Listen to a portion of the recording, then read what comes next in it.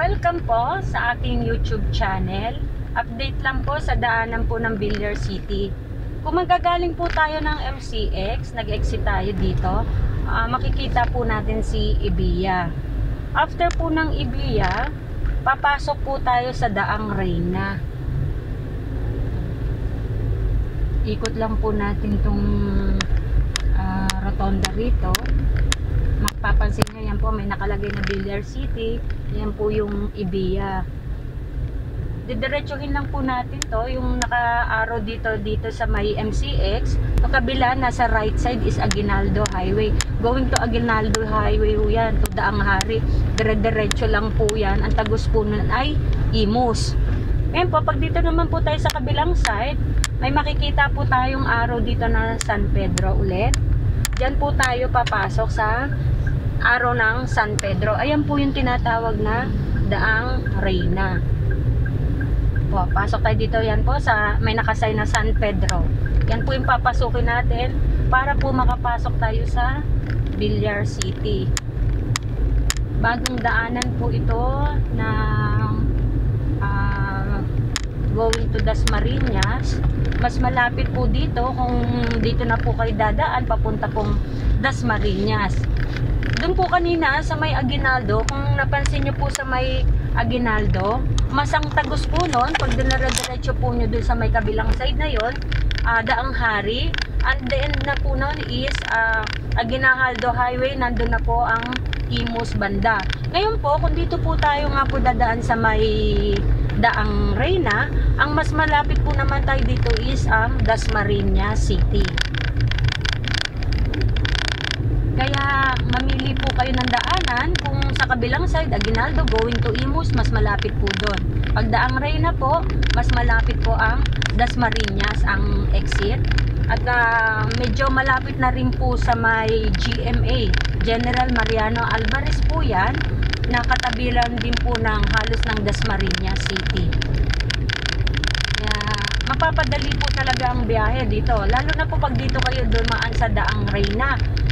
Wala po ditong stoplight. Wala po kayong madadaan ng stoplight pag going to Dasmariñas City. Kasi kung doon ka sa kabila naman sa Daang Reyna tapos papasok ka ng Vista Avenue, may madadaanan po kayong stoplight dyan. Kasi dadaan pa kayo dyan sa may sa Daang Hari. Marami pong stoplight dyan eh. Compare nga dito sa Daang Reyna, wala akong stoplight dito. Tuloy-tuloy lang po yung rito, biyahe. Ang daming mga puno rito, mapapansin nyo.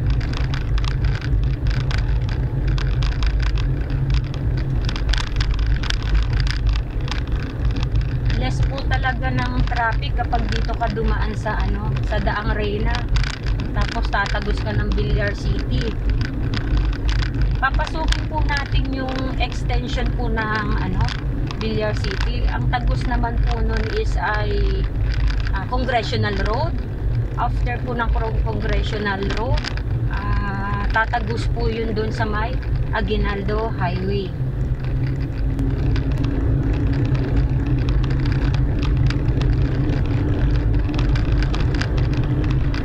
Ayan ho ang kagandahan dito, makikita nyo puro pine tree po itong nasa gilid eh. Maaliwalas yung daanan. Ito naman po, ulit nga po, dito naman po sa may kabilang side, kaliwa po, dyan po yung shortcut po ng San Pedro. Yan po yung inaanuhan na daanan ng Victoria. Nasa kaliwa po ay going to San Pedro po yan. Balik po ulit tayo dito sa may kanan. Sa kanan po ulit tayo. Ito na po, papasok po tayo dito sa Villar City na po. Mag-update po tayo kung anong oras po talaga ang pasok ng na dito. Kung anong oras na ang pasok ng sasakyan dito. Ang allowed nila kung hanggang anong oras nagsasarado. Ko-confirm po natin dito sa guard.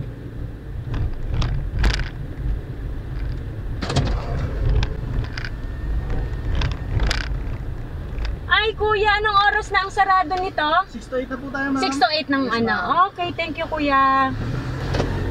Ayan po, may may pagbabago po sa oras ang Villar City. Dati po kasi, nagpapapasok lang dito sila ng 6 o'clock ng umaga hanggang 6 o'clock lang po ng gabi. Ngayon po nag-extend na po sila. 6 AM po hanggang 8 o'clock na po siya ng gabi. Talagang malilas na po yung traffic, lalo na po pag sa may Molino, sa may SM po. Instead na dadaan po kayo sa SM, dito na lang po kayo kasi hanggang 8 o'clock naman din po. Ito po dito po sa may kabilang side ko, sa may kanan. Ayan po yung daan ng Padaang Hari. Kung dyan po kayo dadaan, madadaanan nyo po yung stoplight dyan. Tapos yung Dear Joe at saka yung Evia. Dyan po may way po din yan. Yan po yung Daang Hari. Ito po, dire-diretso lang po tayo dito sa Vista Avenue. May coffee shop na dito sa may kabilang side sa kanang side. Nung pumunta kami niyan is hindi pa gawa.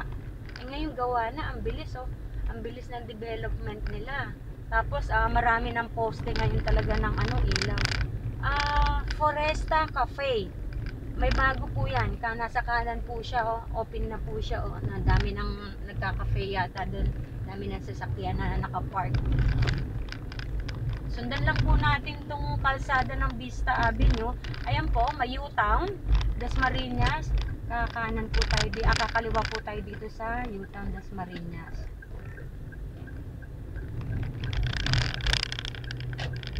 Malaking talaga to, aking lupa po talaga yung Villar City. Hanggang doon pa po yan sa kabilang kalsada na naghahati ang kalsada ng Molino Road.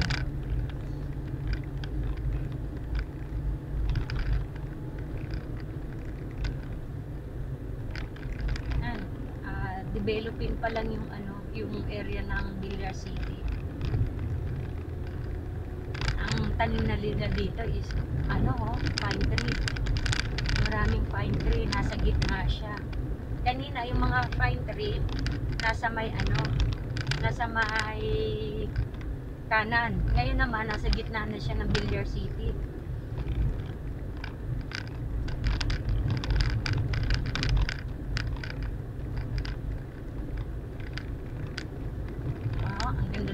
Pine tree nasa gitna siya, ang haba ng ng kalsada na may pine tree. Ay, may mga bako pa na talagang dinidevelop pa siya. Pero mabilis ang improvement nito, siguro after 1 month may another progress na namang mangyayari dito. Diba ba? Walang ka-traffic. Nasa ka na kagad po nito pag lumabas ka. Dasmariñas na po kagad.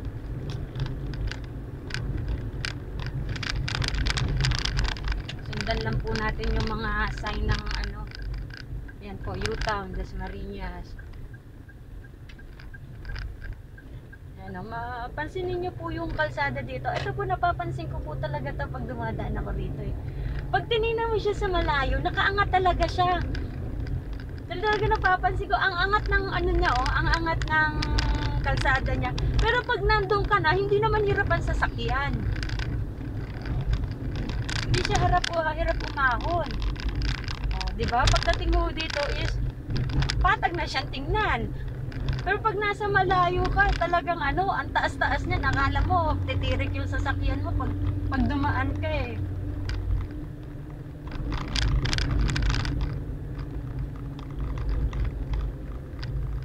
Diba po? Hindi naman siya tirik na tirik, pero pag nasa malayo ka, sobrang tirik na.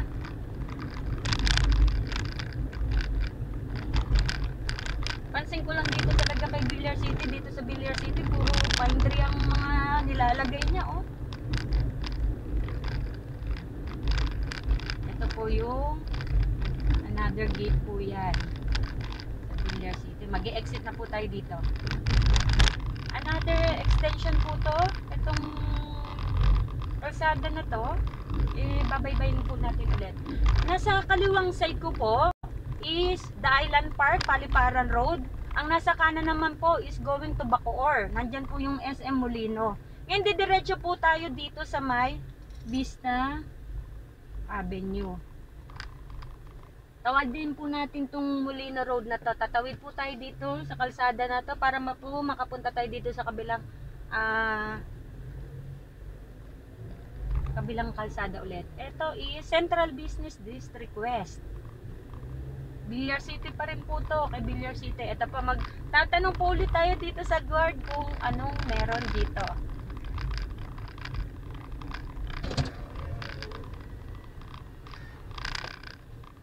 Ay, kuya! Anong oras ang bukas? 24/7 daw po ang daan dito sa Villar City. Anong bawal, kuya? Bawal ang motor. Pamasada, bawal. Ano pang bawal, kuya? E-bike. Bawal ang e-bike. Okay, bawal din po e-bike. Thank you, kuya. Ayan. Diretsuhin po natin, yan po yung unang guard house na nanggaling sa Molino Road. Diretsuhin po natin to. Ito po yung karugtong niya. Papansinin niyo po is marami pa pong punot damo. Mahaba din po to. Ang tagos po nito, pag dinire-diretso mo po is windward na subdivision. Bali, dadaan ka muna ng subdivision bago ka makalabas ng Congressional Road. Ayan po, UP and then DLSU. Dilasal po yan. Nandyan po yan. Pag diniretso-diretso niya lang po itong kalsada na to. Dadaanan po natin mamaya yung Lasal Hospital. So, diretsuhin lang po natin yan. Nung nakaraan kasi hindi sila nagbukas dito dahil nga hindi pa nagpapabukas yung subdivision na windward. Siyempre, ano po kasi yan is private. Eh ngayon po, okay na. Maganda na po talaga dumaan dito. Meron pang kalsada dito na hindi pa ayos eh. Ginagawa pa lang nila. Ang kalsada nun is yung tagos ng The Island. Nasa left side siya. Pag nagawa naman po yun, yung The Island na yun, yung tagos na yun, ang labas naman nun is Governor's Drive po. Mapapabilis naman po kayo kung pupunta kayo ng GMA. Ito po, yung nasa kaliwa po is All Homes po. Ayan po, nadadaanan na po yung All Homes na yan. Pwede na po siyang daanan. 24/7 na po ang pwedeng dumaan dito po sa sa extension ng Villar City po. Pero po doon sa kabila po is 6 o'clock lang hanggang 8 o'clock lang po ng gabi. Ito naman po, nasa left side ko is San Marino Subdivision. Nandyan po yung, may exit din po siya dyan ng Paliparan Road.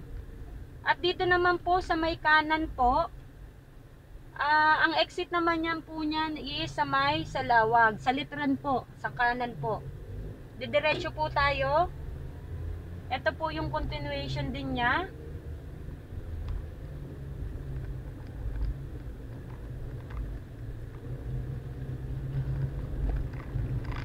60 kilometers per hour lang din po ang takbo nila dito.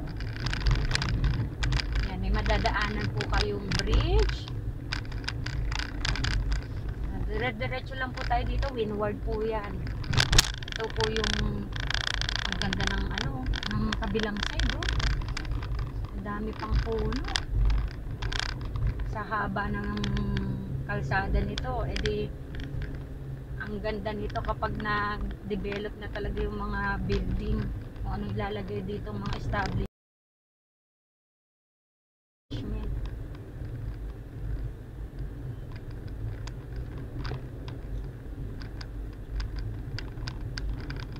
Ayan, may another guard na naman dito.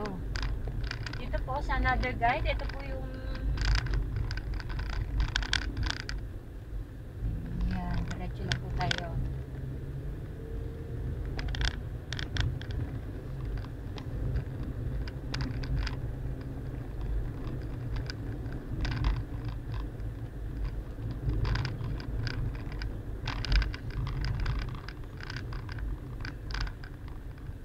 Ayan na po, malapit na po tayo dito sa may Windward. Ito po yung subdivision po ng Windward. Yan, pasok na po tayo. Ito na po yung pinaka-entrance po ng subdivision. Marami na pong bahay dito sa entrance. Ayan po. Open na po siya. Dire-diretso lang po tayo. Ito na po ang subdivision na sinasabi ko sa inyo, Woodward subdivision po. Diretsoin lang po natin to. After po ng itong subdivision na to, yung kalsada na po yan, isang congressional road po yan.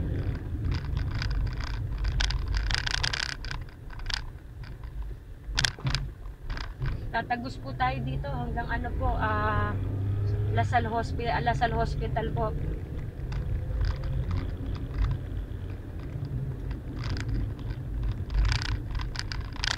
Ang bilis po ng biyahe. Biruin nyo, nasa MCX kayo, tapos sa ilang minutes lang, nasa ano na kayo kagad, Congressional Road.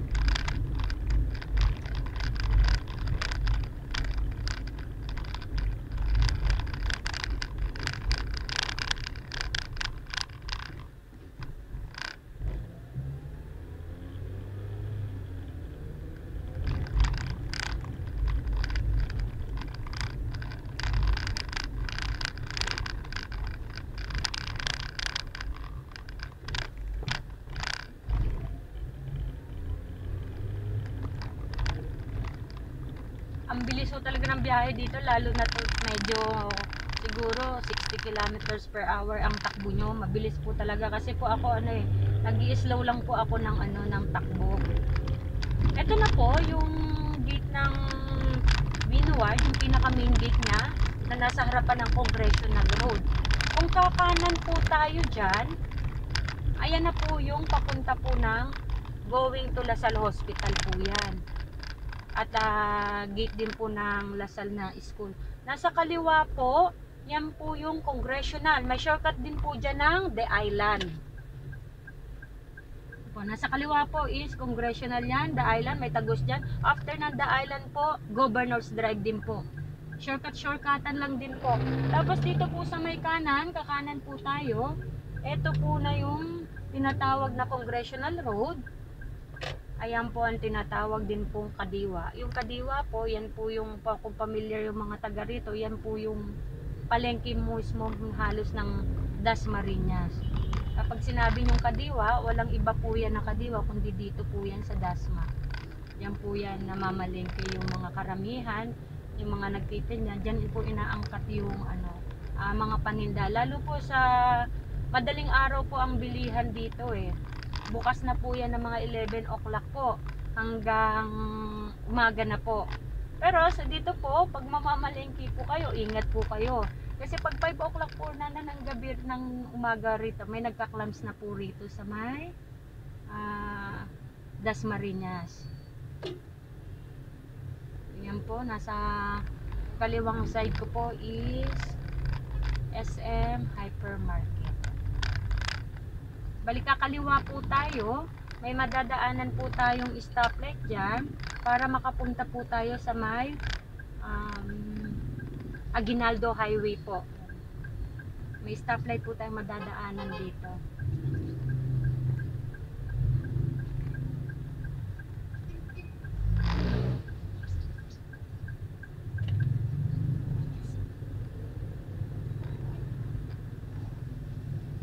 Yan po, nasa kaliwang side ko po, yan po yung market ng Kadiwa. Busy po yan pag madaling araw. Pag sa ganito po, skala nyo walang palengke.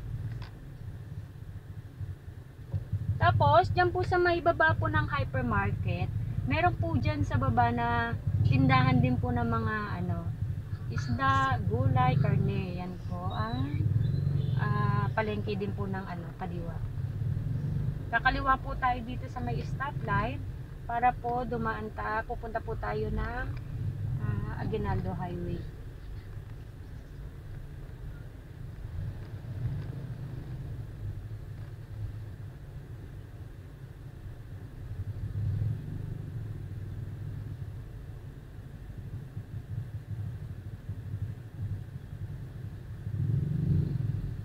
Medyo traffic na ako ng konti.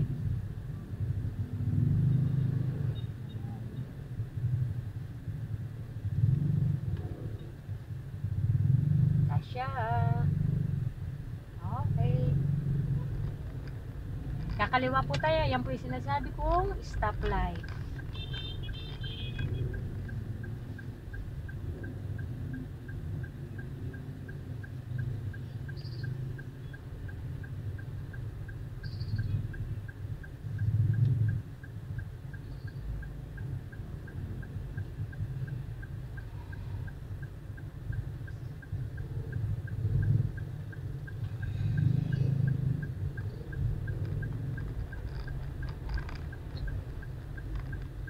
Yung eto po sa governors, sa may ano po, sa congressional, may gate din po yung kasi ng school ang Lasal dyan. Bali, dalawa po kasi ang gate ng Lasal de Lasal School. Yung kanina nasa congressional, may gate doon na para talaga sa estudyante. At meron naman po dito, sa kabilang side, na entrance din po ng Lasal School. Ayan po yung nasa may kaliwang side ko po. Yan po yung pinaka may gate din po dyan. Pero bawal po dyan na kadalasan mga estudyante. Yan po, nasa kaliwa po. Diretso lang po tayo. Pupuntahan lang po natin yung Aguinaldo Highway. Dito po, mapapansin nyo naman po rito, mula dito hanggang sa dulo po. Pag sa gabi po niya, napakaganda po. Talagang kakaiba yung kalsada nito. Makikita nyo mga Christmas light po yan. Yung mga nakasabit na yan. Sa gabi po, ay napakaganda po talaga ng lugar nito. Yung mga paru-paro na yan, tsaka yung flowers na yan, may mga ilaw yan sa gabi. Iba-ibang kulay. Dito pa lang sulit na yung mata mo sa gabi. Ang haba niyan, kahabaan niyan mula doon sa kanina hanggang sa dulo po, hanggang sa may mga puno. Hanggang sa may paru-paro, yan, puro mga Christmas light po yung dyan, nakalagay sa gabi. Pinapailaw po talaga yan. Sobrang ganda po rito pag nadaan kayo rito sa gabi.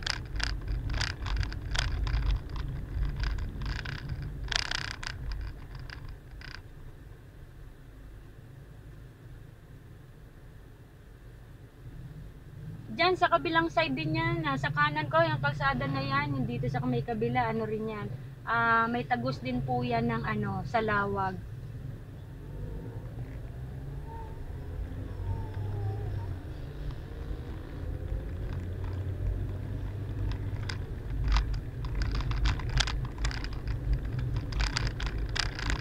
Ayan na oh, 'di ba? Ang haba ko ng ng may paru-paro na yan. Hanggang sa yan, halos sa intersection na ng Aguinaldo Highway matatapos yung Christmas light na yan, mga pailaw na yan.